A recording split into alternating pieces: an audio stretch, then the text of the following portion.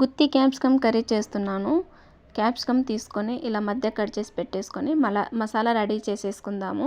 ఇలా half cup పల్లీలు దూరగా వేయించుకొని ఇందులోనే నువ్వులు కూడా వేసుకొని వేయించుకోవాలి. నువ్వులు ఎక్కువ వేగాల్సిన అవసరం లేదు. చిటపటలాడగానే పక్కకు పెట్టేసి కడాయి పెట్టుకొని ఆయిల్ వేసి క్యాప్సికమ్ వేసి మగ్గించుకుందాం ఆయిల్లోనే. ఈలోపు మసాలా రెడీ చేసుకుందాము. వేయించిన నువ్వులు, పల్లీలు, కారం, పసుపు, రుచికి సరిపడా ఉప్పు, అల్లం ముక్కలు, వెల్లుల్లి రెబ్బలు వేసి 2 రౌండ్లు తిప్పేసుకొని ఇలా పౌడర్ చేసుకుందాం. ఇందులోనే కొత్తిమీరని యాడ్ చేసి పేస్ట్ చేసేసుకుందాము. ఇప్పుడు ఇది స్టఫ్కి రెడీ అయిపోయింది. ఇప్పుడు క్యాప్సికమ్ మనకి ఇలా కుక్ అయిపోయాయి కదా, ఇవి వేరే ప్లేట్లోకి తీసేసుకుందాము. ఇదే కడాయిలో కట్ చేసుకున్న ఉల్లిపాయ ముక్కలు వేసి ఒక బిర్యానీ ఆకు, దాల్చిన చెక్క వేసి కొంచెం కలుపుకోవాలి. తర్వాత ఇందులోనే కస్తూరి మేతి కూడా వేసి కలుపుకోవాలి. ఇది ఆనియన్ ఫ్రై అయ్యేలోపు మనము క్యాప్సికమ్కి స్టఫ్ని పెట్టేసుకుందాం.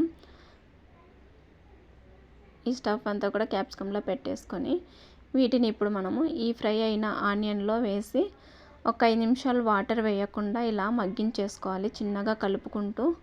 అప్పుడు మసాలా అంతా కూడా నీట్గా పట్టేస్తుంది. ఇది టమాటో, నేను అదే మిక్సీ బౌల్లో వేసి టమాటోని మిక్స్ పట్టుకున్నాను. వాటిని ఇలా వేసి ఇప్పుడు వాటర్ వేసి ఇలా ఉడికించుకోవాలి మూత పెట్టేసి.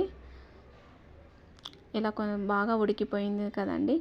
ఇది రోటీ, చపాతీకే కాదు, white rice, pulao, fried rice కూడా బాగా ఉంటుంది కాంబినేషన్. ఇప్పుడు ఇది మనకి రెడీ అయిపోయింది. ఇలా సర్వింగ్ బౌల్లో తీసేసుకుని సర్వ్ చేసుకుంటే ఎంతో టేస్టీగా ఉండే గుత్తి క్యాప్సికమ్ రెడీ. ఇది సేమ్ గుత్తి వంకాయ ప్రాసెసేనండి.